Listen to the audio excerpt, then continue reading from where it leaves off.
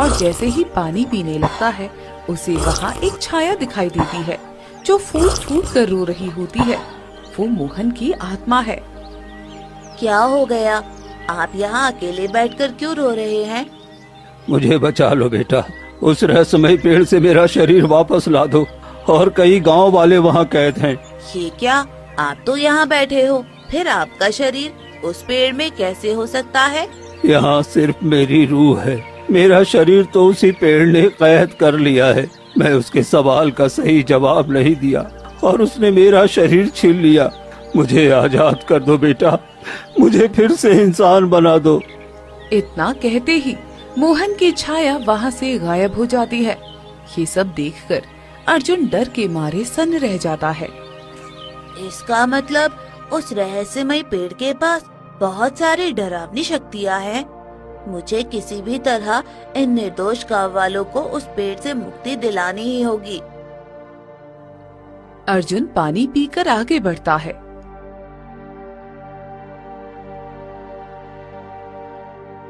कुछ घंटों के सफर के बाद वो उसी रहस्यमयी पेड़ के पास पहुंच जाता है।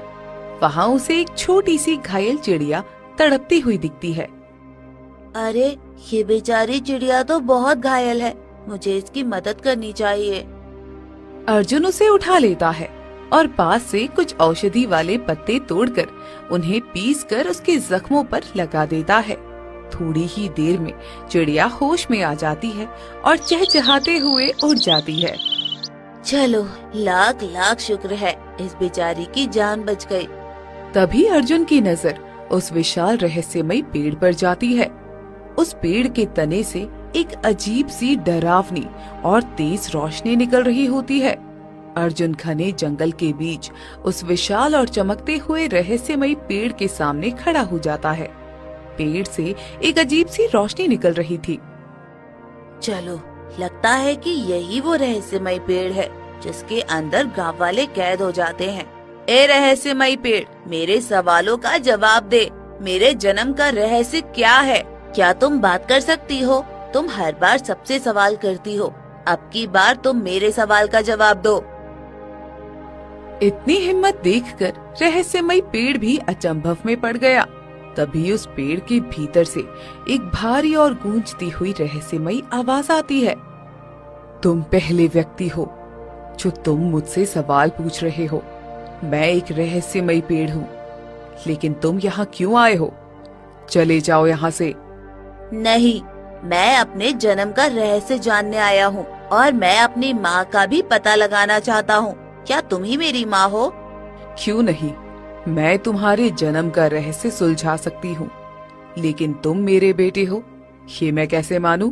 मेरी माँ जिसने मुझे पाला पोसा था, उसने मरते वक्त कहा था कि मैं इसी रहस्यमय पेड़ का बेटा हूँ और इस पेड़ में कई सारे आदमी भी कैद हैं, तो मुझे उन सबको भी रिहा करना है और अपनी माँ का रहस्य भी जानना है। ठीक है, मैं तुम्हें अपना बेटा मान लूंगी, लेकिन इसके लिए तुम्हें मेरे 3 प्रश्नों का सही जवाब देना होगा।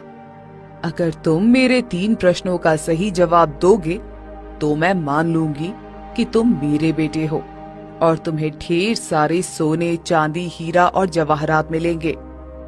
और अगर मैं सही जवाब नहीं दे पाया तो?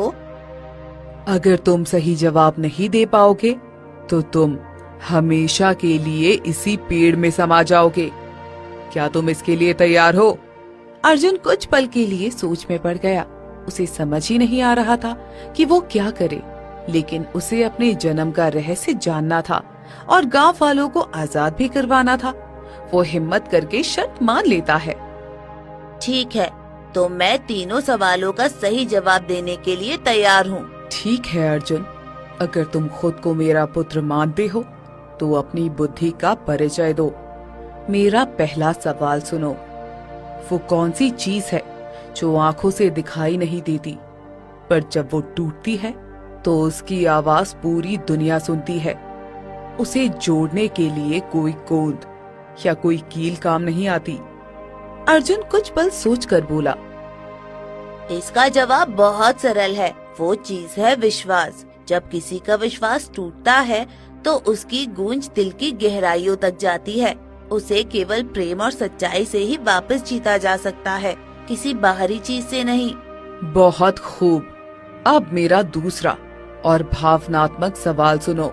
वो क्या है जो पूरी दुनिया के लिए तो सिर्फ एक इंसान है, लेकिन इंसान के लिए वो उसकी पूरी दुनिया है? ये प्रश्न सुनकर अर्जुन की आंखों से आंसू आने लगे। वो दुखी मन से बोला, इसका जवाब है एक माँ। दुनिया के लिए वो शायद सिर्फ एक साधारण औरत हो सकती है, लेकिन एक बच्चे के लिए उसकी माँ ही उसका पूरा संसार, उसका आकाश और उसकी धरती होती है। अद्भुत! तुम्हारे जवाबों ने मेरे हृदय को छू लिया है। तुम्हारी बुद्धि और ममता के प्रति तुम्हारा प्रेम सच्चा है। अब बारी आती है तीसरे और सबसे कठिन कार्य की। अब तीसरे सवाल के लिए तुम्हें पास की उस मायावी गुफा से नेकी का फूल लेकर आना होगा। ठीक है, मैं नेकी का फूल लाने के लिए तैयार हूँ। अर्जुन वहाँ से निकल पड़ता है